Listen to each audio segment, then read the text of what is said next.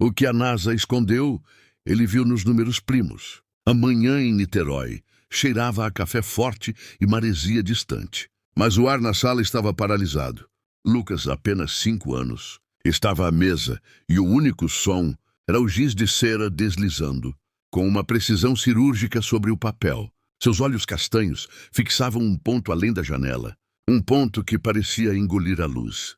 Na mão miúda, um compasso prateado enferrujado apontava para um leste impossível no céu da Baía de Guanabara. Aos 5 anos, Lucas desenhava não figuras, mas a sequência exata de números primos que o satélite 3I Atlas havia capturado em órbita, uma anomalia geométrica que a NASA classificara como ruído. Era o código silenciado.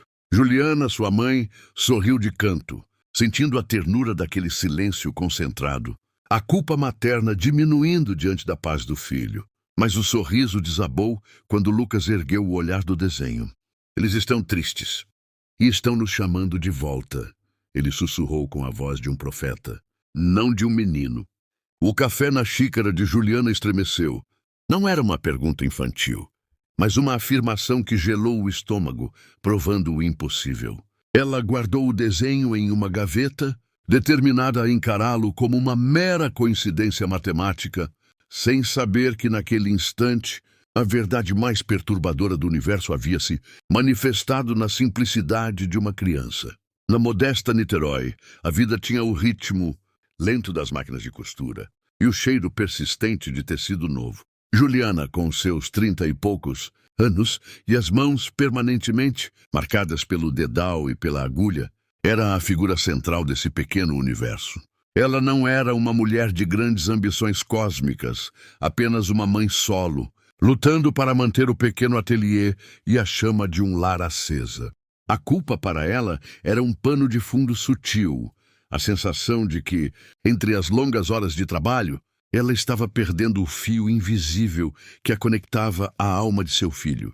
Lucas, o garoto de 5 anos, era silencioso demais, seus olhos castanhos sempre fixos em um ponto distante, como se a realidade da sala de estar fosse uma mera cortina para um espetáculo muito maior. O objeto de sua fixação, o único brinquedo que ele realmente parecia valorizar, era um compasso prateado. Não funcionava. A agulha enferrujada estava presa, apontando para um leste fixo e indefinido, talvez um leste que só existia nos mapas estelares de Lucas. Juliana tentou substituí-lo por brinquedos mais coloridos e interativos. Mas Lucas sempre voltava ao peso frio e inútil daquele pequeno instrumento, segurando-o com a reverência de quem protege uma relíquia. Essa dualidade, o cotidiano prosaico de Juliana contra o silêncio misterioso de Lucas, estabelecia o primeiro contraste. A mãe presa à terra, o filho com os olhos no céu. A manhã que quebrou essa normalidade chegou com a falsidade de uma terça-feira comum. O sol, ainda morno, filtrava-se pela janela do apartamento, iluminando as partículas de poeira suspensas no ar, um balé invisível de rotina.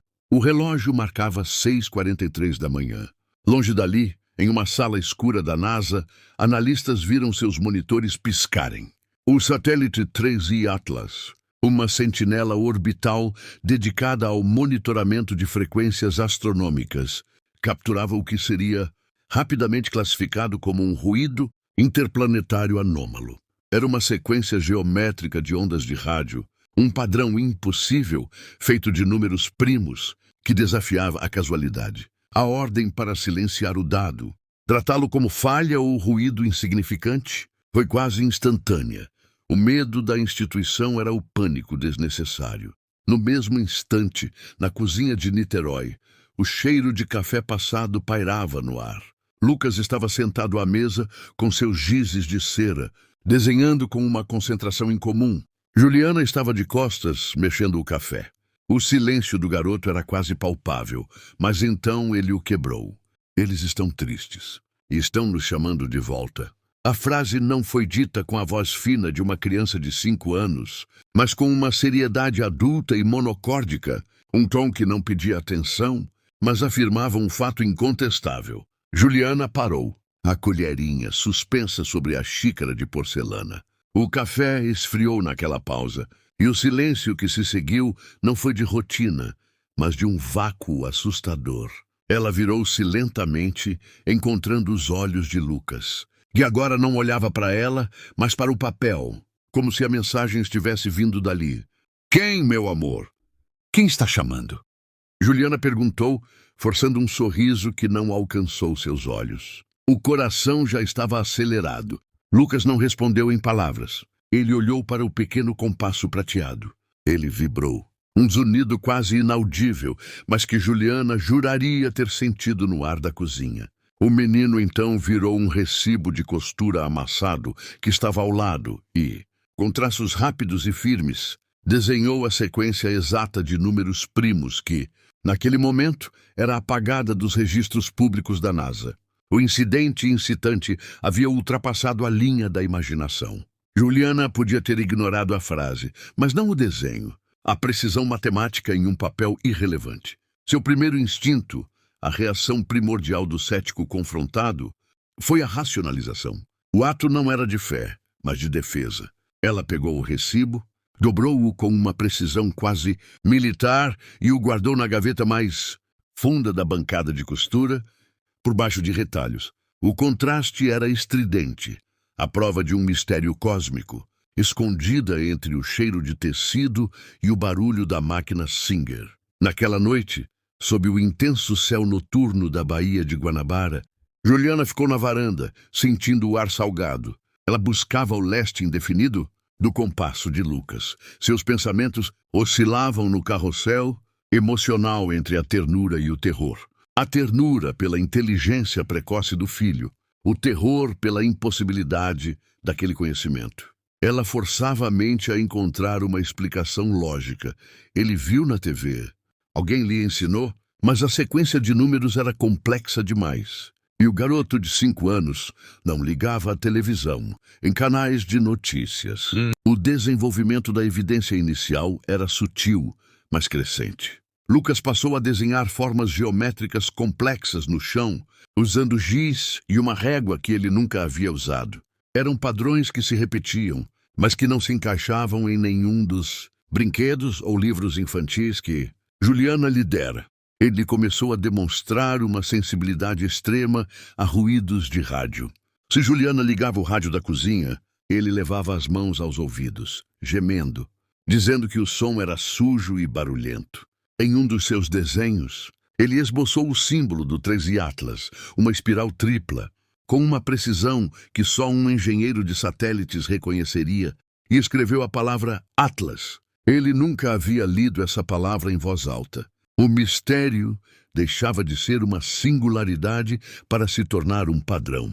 Juliana sentia a parede de seu ceticismo racional ruir, não por um milagre estrondoso, mas por uma série de coincidências tão perfeitas que se tornavam estatisticamente impossíveis. A tensão estava se instalando no pequeno apartamento, não como medo, mas como um desconforto constante. O barulho do silêncio que esconde algo. O estabelecimento do tom era claro. A crônica de uma mãe lutando contra uma verdade que não cabia em sua vida. A figura de Lucas, o protagonista silencioso, era a própria ponte entre o visível e o invisível. Sua inocência amplificava a estranheza, pois não havia malícia ou desejo de atenção em suas ações. Apenas o cumprimento de uma comunicação que parecia inescapável. Naquela noite, antes de dormir, Juliana viu o compasso de Lucas sobre a mesinha de cabeceira. A agulha imóvel agora refletia a luz da lua, e a mãe teve um pensamento fugaz e aterrorizante. O que o compasso, um instrumento de navegação, estava tentando guiar seria uma jornada para fora de casa, para longe dela, em direção àquele leste infinito. Ela encerrou o ato e com um gesto simples, mas carregado de gancho emocional. Ela pegou o compasso e, pela primeira vez, não o escondeu, mas o colocou na palma da mão, sentindo o metal frio. O peso do objeto era o peso da dúvida. Ela não acreditava, mas também não conseguia mais negar o que sentia. Ela não sabia o que o objeto significava, mas sabia que se houvesse uma porta, o compasso de Lucas seria a chave. O seu mundo comum havia sido irrevogavelmente quebrado, não por uma explosão, mas por um sussurro e um desenho. O que ele sabia? E por que o universo, que é vasto e infinito, escolheu a quietude de uma criança de Niterói para falar? A gaveta de Juliana, onde jazia o recibo com a sequência numérica impossível, tornou-se o epicentro silencioso da sua crise. Ela era uma mulher que confiava em linhas retas, em fatos mensuráveis, e o desenho de Lucas era uma linha curva no seu universo cartesiano. O carrossel emocional começou a girar com mais intensidade. O alívio que buscava no dia seguinte era um antídoto desesperado para o terror, sutil da noite anterior. A primeira e mais urgente linha de defesa foi o teste profissional. Juliana agendou uma consulta com o Dr. César, um pediatra com a reputação de ser prático e minucioso, a personificação do ceticismo médico benevolente. No consultório, Lucas comportou-se com a quietude observadora de sempre. Os testes de reflexo, audição e visão foram normais. O Dr. César, após traçar o perfil cognitivo, concluiu com a frieza asséptica da ciência. Lucas apresentava uma inteligência acima da média e uma notável, mas não patológica, introspecção. Ele sugeriu atividades mais interativas, talvez aulas de desenho ou música. A conclusão do médico foi o primeiro pico de alívio para Juliana. O mundo estava seguro. Seu filho era apenas precoce, talvez um pequeno gênio. Ela suspirou, sentindo o peso da culpa materna diminuir. Mas a normalidade tinha um prazo de validade de apenas 48 horas. A intensificação emocional veio na madrugada de quinta-feira. Lucas despertou com uma febre alta e inexplicável. Não era o calor da gripe infantil, mas um fogo interno que parecia queimar a partir de uma fonte não física. Em meio ao delírio febril, ele não chorava pela dor. Ele murmurava em um fluxo contínuo e perturbadoramente técnico. Juliana, com o termômetro inútil na mão, ouviu frases que pareciam arrancadas de um manual de engenharia espacial. Órbita polar, inclinação de 97 graus. A falha é estrutural, não eletromagnética. O sinal se repete a cada 223 segundos. A calibração do refletor falha em 48 horas. O Atlas fica cego. Eram dados concretos, jargões específicos sobre a posição e o funcionamento de um satélite que flutuava a centenas de quilômetros de distância. Juliana tentou acalmá-lo, mas o menino estava inacessível. A voz pequena transformada em um transmissor de informações que ele não podia possuir. A prova irrompeu no dia seguinte, em um canto esquecido da internet. Enquanto Lucas dormia, exausto, Juliana buscou freneticamente a combinação de termos 3i Atlas, falha, órbita polar. Ela encontrou um artigo obscuro em um blog de entusiastas de rádio amador, enterrado em uma comunidade de fóruns técnicos. O autor, citando fontes anônimas, mencionava um rumor não confirmado de falha estrutural no 3i Atlas e, para seu terror, citava a necessidade de uma recalibração urgente em um prazo de 48 horas. A coincidência estatística estava em colapso. O que era um mero desenho infantil tornava-se uma previsão técnica. O alívio maternal cedeu lugar a uma raiva dirigida ao mundo. A sensação de estar sendo ativamente enganada, de que a realidade se dobrava de uma forma que a expunha ao ridículo ou ao terror. O envolvimento da família não veio de imediato, mas de forma indireta. Juliana, em busca de validação, comentou o caso de forma vaga com sua vizinha e confidente Mônica. Mônica, uma mãe prática e profundamente religiosa, ofereceu o conforto da fé. Algumas crianças nascem com um dom, Juliana. Talvez ele seja especial, um anjo. Essa crença simples, no entanto, só acentuou o conflito interno de Juliana, forçando-a a rejeitar tanto a lógica pura que a deixava em pânico, quanto a fé cega que a fazia sentir-se irresponsável. O antagonista neste ato era o próprio ceticismo interno de Juliana, a força que a impedia de aceitar a totalidade do mistério. O embate entre fé e razão ganhou um rosto público e intelectualmente intimidante. A Dr. Eliana Ramos, Juliana ligou a televisão em um canal de notícias por impulso, buscando distrair-se, e viu a astrofísica brasileira mais renomada do momento. A doutora Eliana, com sua postura fria, seu corte de cabelo impecável e seu currículo impressionante. Era a encarnação do conhecimento estabelecido. Ela fora chamada para comentar o rumor da falha do 3I Atlas, rapidamente desviando o tema para refutar o que chamou de folclore do menino prodígio que, aparentemente, estava começando a circular em grupos de redes sociais e fóruns esotéricos. O que vemos aqui, na melhor das hipóteses, disse a doutora Eliana com um sorriso de superioridade sutil, é uma combinação de pareidolia e ansiedade parental. A mente humana é programada para encontrar padrões no caos. Uma criança inteligente pode reter dados vagos e combiná-los. O tal sinal, se existe, é ruído eletromagnético insignificante. A ciência é fria. Não há mistério, apenas ignorância estatística.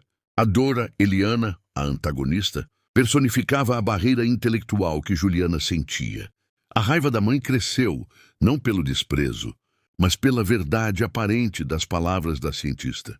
A dúvida mais profunda a assaltou. Estaria ela projetando seu desejo de algo extraordinário na quietude do filho? Estaria ela, a mãe, enlouquecendo?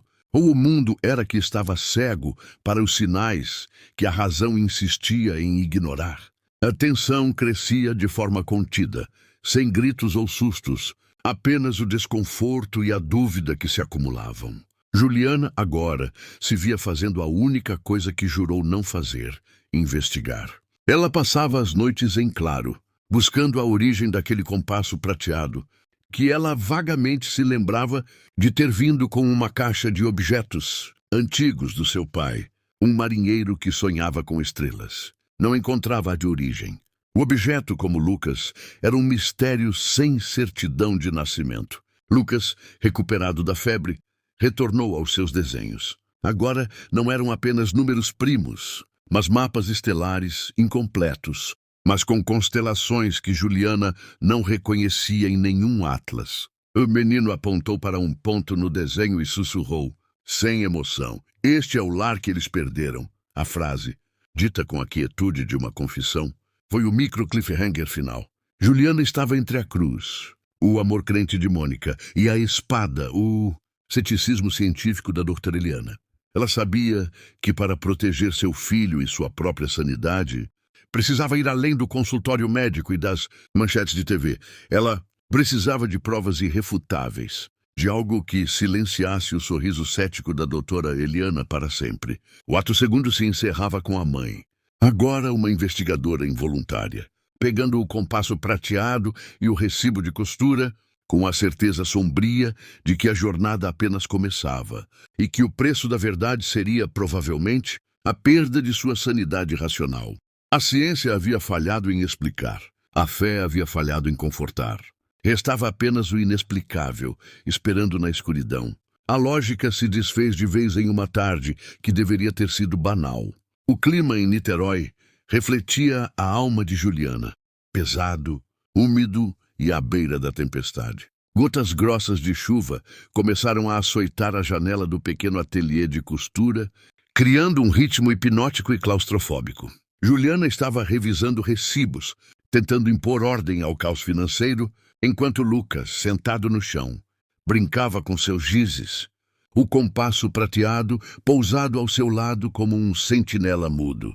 Então começou. Lucas não estava desenhando formas, ele estava falando. A voz, embora infantil, tinha uma entonação monocórdica e rítmica, desprovida de pausas ou hesitações. Não eram palavras aleatórias, nem o português. Era um fluxo contínuo de sons guturais e sibilantes, uma cadência que vibrava no ar da sala, de uma forma que Juliana sentiu fisicamente, como uma pressão nos ouvidos. O som era ancestral, carregando um peso de séculos. Juliana parou de respirar.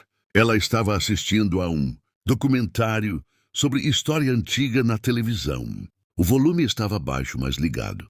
De repente, a voz de um arqueólogo especialista ressoou, citando fragmentos linguísticos de uma civilização extinta do Himalaia, desaparecida há milênios, cujos registros eram conhecidos apenas por alguns linguistas especializados. A cadência, a inflexão, o ritmo era o mesmo que saía da boca de Lucas. O ponto de virada não foi a prova visual, mas a linguística. A lógica de Juliana desmoronou. Um menino de Niterói, sem acesso a materiais acadêmicos obscuros, estava falando um dialeto morto. O carrossel emocional girou para seu ponto mais alto de conflito. O medo paralisante da dimensão do fenômeno, misturado a um fascínio desesperado. Juliana se ajoelhou diante do filho, as mãos trêmulas, mas sem coragem de interrompê-lo. Ela pegou o celular e, com os dedos mal coordenados, começou a gravar o áudio. Ela precisava de testemunhas, de algo irrefutável para contrapor ao sorriso condescendente da doutora Eliana. Lucas parou de falar e, voltando ao português, com a voz infantil e sonolenta, ele fez a tradução. Eles dizem, não somos deuses. Somos a memória de um erro. A terra está viva, mas cega. Ela está doente de si mesma. Preparem-se. A mensagem era um aviso melancólico, não uma ameaça. Não era sobre segredos de galáxias distantes ou tecnologias avançadas. Era uma confissão. Uma civilização que havia alcançado um nível de comunicação interplanetária, mas que havia falhado em sua própria sustentabilidade. O sinal do 3 e Atlas não era um chamado de ajuda, mas um eco de arrependimento. A revelação íntima e inédita veio logo em seguida, impulsionada por uma nova onda de febre, o preço físico que Lucas pagava por ser a ponte. Em meio ao suor frio, Lucas pegou o giz e, com uma rapidez e precisão impossíveis para a coordenação motora de sua idade, desenhou um mapa estelar com coordenadas hiperprecisas. Ele rabiscou um asterisco e, com a letra de forma de uma criança da pré-escola, escreveu CV-72, órbita T0, futuro. Ele havia revelado a localização exata de um asteroide não catalogado. O desenho não trazia uma ameaça imediata, mas a prova de que a inteligência que se comunicava via 3i, Atlas possuía um conhecimento temporal impossível para a humanidade. Eles não estavam alertando sobre eles, mas sobre nós e o caminho inevitável que estávamos trilhando. A verdade era mais aterrorizante do que a fantasia. Não estamos sozinhos, mas o universo já nos viu fracassar antes. Juliana chorou, não de medo, mas de uma liberação emocional profunda. A dúvida racional havia se transformado em uma busca instintiva e espiritual. A culpa que a sufocava por não ver, o filho estava sendo lavada pela certeza de que ele era uma ferramenta de algo maior. O contraste entre fé e razão atingiu o ápice quando Juliana tomou sua decisão. Ela não podia mais recorrer a médicos ou padres. Ela precisava confrontar a única pessoa que tentou e falhou em explicar a Lucas, a doutora Eliana Ramos. Juliana sabia que a astrofísica, racional e arrogante, jamais a receberia. Ela precisava de uma tática que forçasse o encontro. Ela buscou na internet o nome de um jornalista sensacionalista, um blogueiro conhecido por cobrir boatos de OVNIs e teorias da conspiração. Usando uma conta de e-mail anônima, Juliana enviou o áudio do dialeto extinto e o desenho do asteroide, juntamente com o recibo de costura original. Ela o usou como intermediário involuntário, um vetor de caos. Manchete sensacionalista. O jornalista não hesitou. Seria o único gancho capaz de puxar a Dora Eliana para fora de sua torre de marfim científica. O jornalista, um homem cínico chamado Osvaldo, riu da história ao telefone com Juliana. Mas a precisão técnica dos dados fornecidos, a sequência de números primos, coincidia com rumores internos do 3i Atlas, o intrigou. Ele prometeu mexer os pauzinhos. A tensão da espera foi excruciante. Juliana, pela primeira vez, olhou para o compasso prateado e não viu um brinquedo quebrado, mas um símbolo. Ele apontava para o futuro. Ela percebeu que o objeto era mais do que um mapa. Era um foco de energia, um canal que intensificava a comunicação. Ela o guardou no bolso, sentindo o peso frio contra a pele, enquanto se preparava para o confronto inevitável que se daria, sob o olhar atento da ciência e o escrutínio voraz da mídia. Ela estava a ponto de apresentar a um cético irredutível a prova de que a verdade Muitas vezes não faz sentido. A mensagem não era de um invasor, mas de um sobrevivente. E Lucas era a única voz que podia nos contar o que significa sobreviver a si mesmo. O confronto final ocorreu no coração frio da ciência. O Centro de Dados de Pesquisa Astronômica de uma universidade federal, uma fortaleza de concreto e cabos de fibra óptica no Rio de Janeiro. A atmosfera era de tensão cirúrgica. A doutora Eliana Ramos, impulsionada pelo artigo sensacionalista de Oswaldo, o jornalista, aguardava Juliana. Ela não estava ali por fé, mas pela vaidade científica. Queria desmascarar a farsa publicamente, usando os dados brutos do 13 Atlas como seu martelo de lógica. A sala de servidores era um ambiente sensorial e simbólico. O ar-condicionado soprava frio, quase cortante, e a única iluminação vinha das luzes azuis e verdes pulsantes dos racks de computadores, criando um ambiente de ficção científica. Juliana entrou, pálida e tensa, segurando Lucas pela mão. O menino parecia um pequeno mártir. Seu rosto quieto e seus olhos já ancestrais, agora carregados de uma estranha urgência.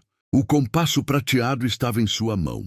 A doutora Eliana, em seu jaleco branco e postura impecável. Era o antagonista perfeito. Ela começou o ataque verbal com frieza. Senhora Santos, estou aqui por cortesia à imprensa. Não vou permitir que use esta instituição para promover seu folclore. Ela gesticulou para uma tela de monitoramento que exibia os gráficos de frequência do 13 Atlas, purgados de qualquer anomalia. Veja, ruído, estática. Não há mensagem, apenas matemática aleatória. Lucas, indiferente ao discurso, soltou a mão de Juliana e caminhou lentamente em direção ao servidor principal. A máquina maciça que armazenava os dados brutos e não filtrados do satélite. O silêncio na sala era rompido, apenas pelo zumbido constante dos ventiladores dos computadores. A tensão atingiu seu pico quando Lucas tocou a carcaça metálica do servidor. O compasso prateado em sua mão emitiu um brilho tênue e quase elétrico, e começou a vibrar violentamente, um zunido de alta frequência que silenciou até mesmo o ruído dos ventiladores. A agulha enferrujada e imóvel por anos, de repente girou loucamente, parando e apontando diretamente para o disco rígido principal. A luz azul do servidor começou a pulsar em sincronia com a vibração do compasso, banhando a sala em uma tonalidade fantasmagórica. Juliana, apavorada, correu para pegar o filho, mas ele estava imerso. Lucas fixou os olhos na tela binária. Em voz alta, com a mesma entonação monocórdica e ancestral do dialeto extinto, ele começou a ler os códigos em tempo real. O que se seguiu foi a tradução completa da mensagem do 3i Atlas, decodificada pela mente de uma criança. Nós somos os ecos, a civilização que existiu e falhou. Estamos além do tempo, observando vocês. O que procuram lá fora é o que já perderam cá dentro. O sinal não é para lhes ensinar física, mas para lhes lembrar o que é biologia. A Terra está viva, um organismo. Seus dados mostram que vocês continuam cegos. Vocês ignoraram a febre do planeta, o coração irregular das correntes marítimas, a respiração lenta das florestas. A tecnologia de vocês alcançou as estrelas, mas a sabedoria de vocês não alcançou o próximo século. O asteroide V72 é a certeza de que o futuro tem memória.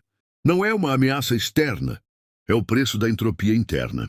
O que a NASA esconde por medo do pânico não é a vida lá fora, mas a prova irrefutável de que a vida é rara e que vocês estão repetindo o nosso erro. A catarse emocional atingiu a doutora Eliana.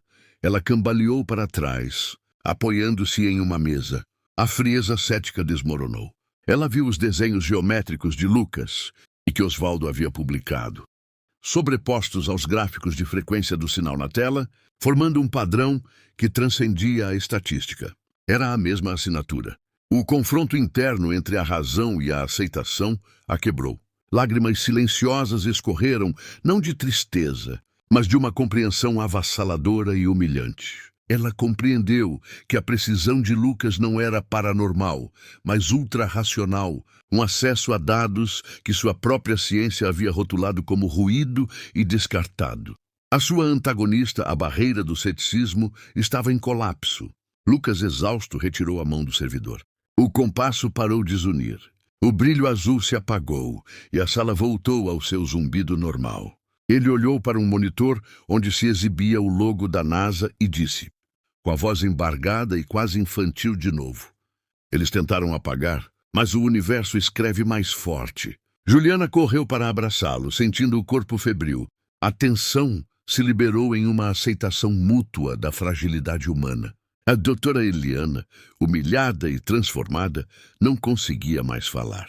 Ela havia sido confrontada com a prova de que a salvação da humanidade não viria dos seus telescópios ou de satélites caríssimos, mas da sabedoria silenciosa e não filtrada de uma criança. O clímax emocional encerrou-se não com uma explosão, mas com o silêncio atordoado da doutora Eliana, que agora carregava o peso do segredo inquestionável. A preparação para a resolução estava feita. A verdade havia sido aceita pela mente mais cética. O problema não era mais o sinal, mas o que fazer com a mensagem. A doutora Eliana havia dedicado sua vida a olhar para as estrelas. O menino Lucas a forçou a olhar para a Terra e para dentro de si mesma. A cena no centro de dados, com o silêncio atordoado da doutora Eliana e a exaustão de Lucas, marcou o fim do conflito externo. A verdade, impossível de ser decifrada por equações ou códigos binários, havia se imposto pela voz de uma criança. A resolução do conflito se desdobrou em um duplo fechamento. Um prático, que lidava com as consequências públicas do evento, e outro íntimo e emocional, que selava a jornada de Juliana e Lucas. A doutora Eliana Ramos, transformada e silenciada não por medo, mas pelo peso da prova irrefutável, cumpriu sua nova função dramática como aliada silenciosa. Ela sabia que revelar a totalidade da mensagem, a prova da autodestruição de uma civilização anterior e a rota de colisão potencial do asteroide. V-72 causaria um pânico global que a mensagem, ironicamente, visava prevenir. Sua mente racional, agora dobrada pela experiência mística, encontrou um caminho de ação. Nos meses seguintes, a doutora Eliana não fez nenhuma declaração pública sobre o menino prodígio, silenciada pela burocracia do medo e pelo sigilo imposto pela NASA. No entanto, sua voz dentro da academia e dos comitês de financiamento ganhou uma urgência inexplicável. Usando sua influência, ela direcionou discretamente fundos maciços para projetos de conscientização, climática e monitoramento de anomalias oceânicas e florestais. Agindo sob o pretexto de prevenção de riscos ambientais, ela estava, em essência, aplicando a mensagem do 3i Atlas, transformando seu ceticismo em um ativismo pragmático e oculto. Ela se tornou a guardiã da verdade científica da revelação de Lucas. O jornalista Oswaldo, por sua vez, publicou uma crônica sensível e ambígua, intitulada A Linguagem das Estrelas, Coincidência Cósmica em Niterói. Ele focou na profundidade emocional de uma mãe e seu filho, mantendo a credibilidade e a dúvida. Ele explorou o dialeto extinto, confirmado como genuíno por linguistas, mas enquadrou a previsão do asteroide como uma coincidência matemática assustadora. O público, assim, oscilava entre a admiração e o ceticismo, o que era exatamente a intenção de Eliana e, inconscientemente, de Juliana. A verdade precisa ser digerida em doses homeopáticas. O verdadeiro fechamento ocorreu no pequeno apartamento em Niterói. Juliana, emocionalmente resolvida, encontrou uma paz que o trabalho e a racionalidade nunca lhe deram. Ela compreendeu que a culpa que carregava por não conseguir alcançar Lucas era infundada. Ele não era um enigma a ser resolvido, mas uma ponte que a havia levado a um entendimento maior. Ela não precisava mais forçar a normalidade. Lucas era, e sempre seria, sutilmente desincronizado do mundo, e isso era agora motivo de orgulho, não de preocupação. O carrossel emocional parou em um tom de melancolia suave e aceitação. Lucas voltou à sua rotina, rindo e brincando como qualquer criança, mas com a quietude de quem carrega um segredo cósmico. Ele não teve mais febres inexplicáveis, e o dialeto ancestral nunca mais saiu de seus lábios. Ele estava de volta, mas transformado. O compasso prateado, agora silencioso e opaco, perdeu o brilho elétrico. Juliana o guardou em uma caixa de madeira escura, ao lado do recibo de costura com os números primos e do áudio da voz ancestral. O objeto de catalisador de mistério havia se tornado um tesouro familiar, um tótem da sua jornada. A reflexão final é entregue através da imagem. Meses depois, em uma manhã de domingo na praia de Icaraí, a névoa se dissipa sobre a Baía de Guanabara. Lucas e Juliana estão na areia. O garoto não está construindo castelos. Com um graveto, ele desenha o símbolo do compasso sobreposto a um mapa mundi. É um gesto de pertencimento, uma declaração de que, apesar de sua conexão com as estrelas, ele escolheu estar aqui. O narrador encerra com uma dúvida poética, algo que o público levará consigo, um eco que transforma o mistério em uma filosofia de vida. O que realmente a NASA esconde não é a prova de vida lá fora, mas a prova de que a resposta para a sobrevivência está aqui dentro. A sabedoria para salvar a Terra reside na capacidade humana de ouvir o que a ciência descartou como ruído, o que a arrogância ignorou como folclore e o que a inocência de uma criança ousou aceitar como verdade. A verdadeira fronteira não é o espaço, mas o véu fino entre o visível e o sentido. E a maior lição de Lucas, o menino de Niterói, é que para encontrar o caminho, às vezes precisamos confiar mais em um compasso quebrado do que em todos os satélites do mundo.